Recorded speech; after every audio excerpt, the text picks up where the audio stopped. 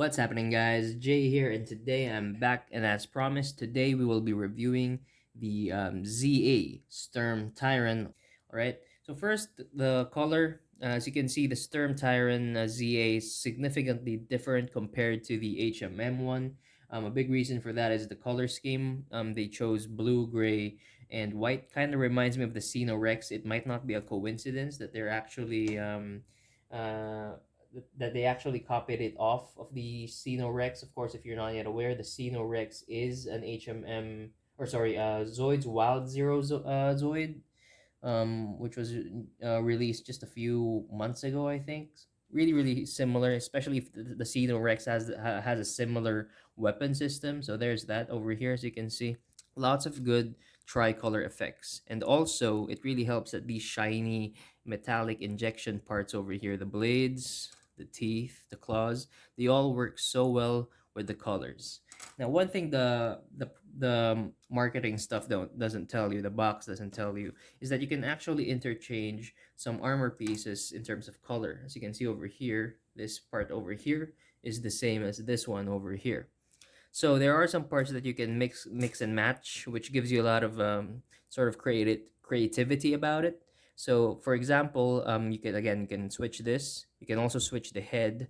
So the head can be switched into sort of blue. So the gray part here, you can turn this into blue. The crest here, you can turn this into gray. And you can even turn it into one side blue, one side gray. So there's a lot of cool stuff going on. Also the shoulder parts over here, this one, again, you can turn this into gray. Okay, color separation also is really, really great here compared to the original. There's a lot of small parts like this one over here. Also here, as you can see, these sort of gold parts. When you open the tail a bit here, there's a clear part there, as you can see. Also some more gold parts there. And as you can see also the boosters here, or rather the exhaust. There's a lot of new stuff going around, which really, really accentuates the color, the bright color this time around of this ZA Strum Tyrann. If I were to give it a score for design and coloration, easy 10 out of 10 in my opinion. All right, next up with the review is the build. And this is where I want to focus on my video because I think that will be so helpful for you guys who are about to build this or who are thinking about getting this. So first, I'd like to start with the term undergated, okay? So Supernova, ZA, they've made their Zoids since the Mugen Liger, since the Genesis Ligers. They've made their Zoids sprues, or rather their runners, Zoids runners, undergated, okay? That's the term. What do I mean by undergated? Now, here's the undergated part. When we say undergated, especially for newbies, it means that the sprues over here, they go inside, they go under, basically. As you can see over here, the plastic, it goes under the part, all right? In Koto's HMMs, they don't go under, okay? They go at the side, okay? Now that's a double-edged sword. What do I mean by that? It's because when you're undergating a part, the benefit of that is that you have less nub marks, and I think that's what ZA is trying to go for. Because when you cut this with your nippers here, use good nippers by the way. When you cut it like that, as you can see, there's less nub marks to trim, and the nub mark is actually inside. Okay, so that's a benefit if you think about it, because now you don't have to worry about nub marks over here, and overall in the aesthetic department, it looks really cool. However, it actually is a problem also. Why? Here's the thing. Unlike Koto's HMMs, ZA has a lot more problems in terms of fit. They fit okay, all right. If I were to describe it, the parts fit okay. However, they are a lot harder to manage compared to Koto's. Why? It's because one, the plastic quality here is really, really different compared to Koto's, right? At the end of the day, this is a lot cheaper. It's a bootleg, so the plastic is really different from Koto's. It's a lot brittle.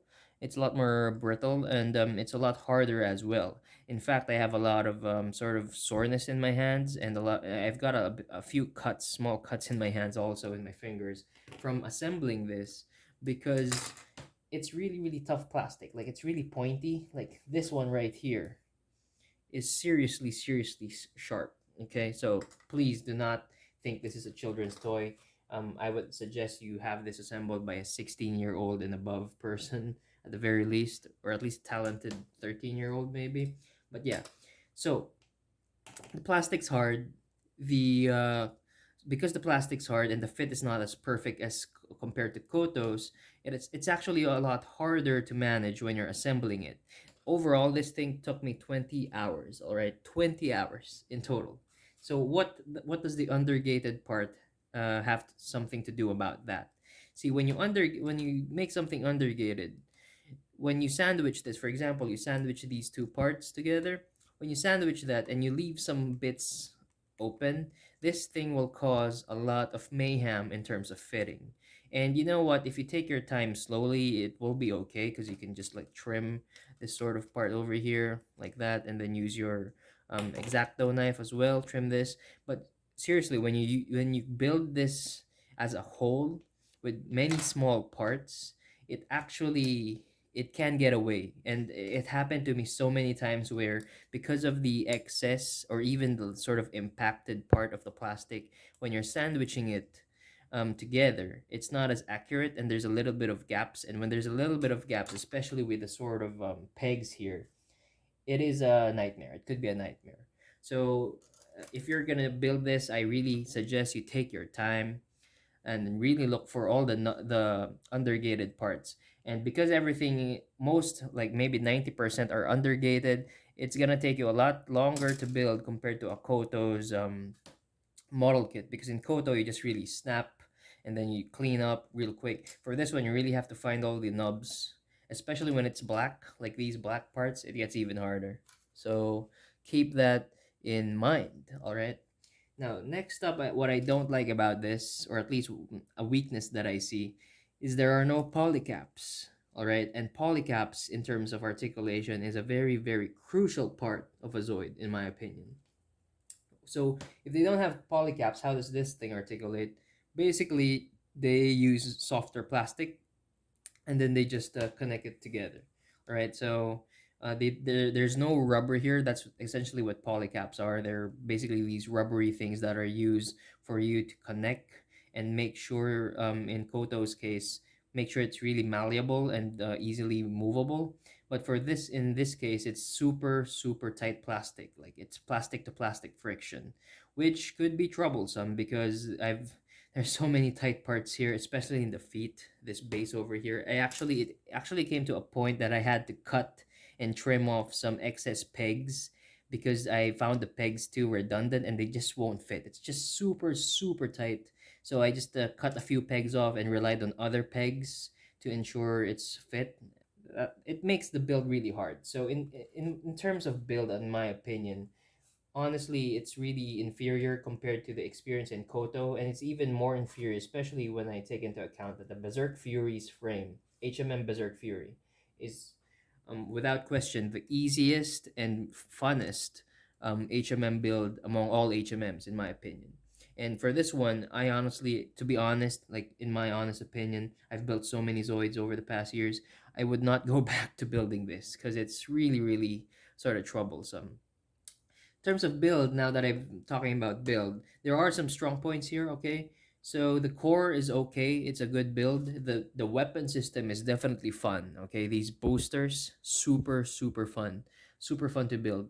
The tail is also really enjoyable. What I really, really do not like building is really the sort of bigger body, this bigger part of the body, and the feet. Like the feet are just so annoying in my opinion, so annoying to build, and there are some sort of small nooks and crannies here that you really, really won't enjoy building.